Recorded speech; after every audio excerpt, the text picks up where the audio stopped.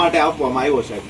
આ બે બાબતના ખુલાસા તમે મને કરો, પછી હું અહીંથી ઉભો થવાનો છું. તમને પોલીસને સારું લાગે બોલાવી લ્યો, તમને કોઈ મંત્રી સંત્રીને સારું લાગે બોલાવી લ્યો. કોઈ એવો શિક્ષક જે સરકારમાંથી પગાર લીધા કરે અને અહીંયા સ્કૂલમાં ન જાય, 3 વર્ષ સુધી પગાર એના ખાતામાં જમા થાય. શિક્ષણ વિભાગે ડૂબી મરવું જોઈએ. ઓરડા નથી, કોમ્યુનિટી હોલમાં 9-10 ના વિદ્યાર્થીઓ ભણે. તમારો માસ્તર માથાનો કેવો, તમને ગાંઠે નહીં. વિઝિટમાં જાય બારોટ સાહેબ, એને ગાંઠે નહીં, એનો ફોન ન ઉપાડે.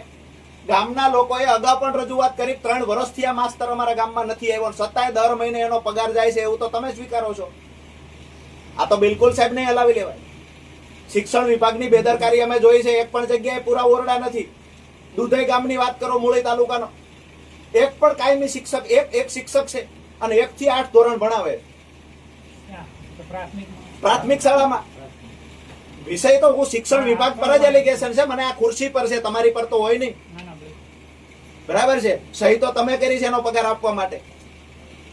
આવા તો કેટલા જિલ્લામાં શિક્ષકો હોય છે કે તમારી સહીથી એને ઘરે બેઠા બેઠા પગાર મળે છે.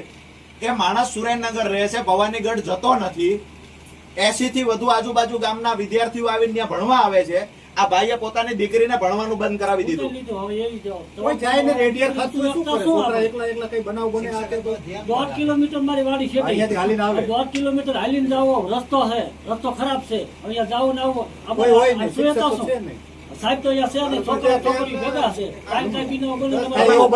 તમારી ઉપર કોણ છે? કમિશનર સાહેબ જોડે વાત કરો. આવી ફરિયાદ લઈને આવ્યા છે, શું કરવાનું?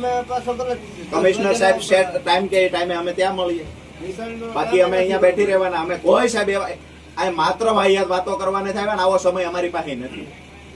બરાબર છે કે આવો સમય નથી. તમે 3 વર્ષથી તપાસો કરાવો છો, એને તમે કહો તું મસ્ટર લઈને આવજે, મસ્ટર ને તમારા દસ્તાવેજો એના ઘરે લઈને બેસે છે. એ તો સાહેબ છે.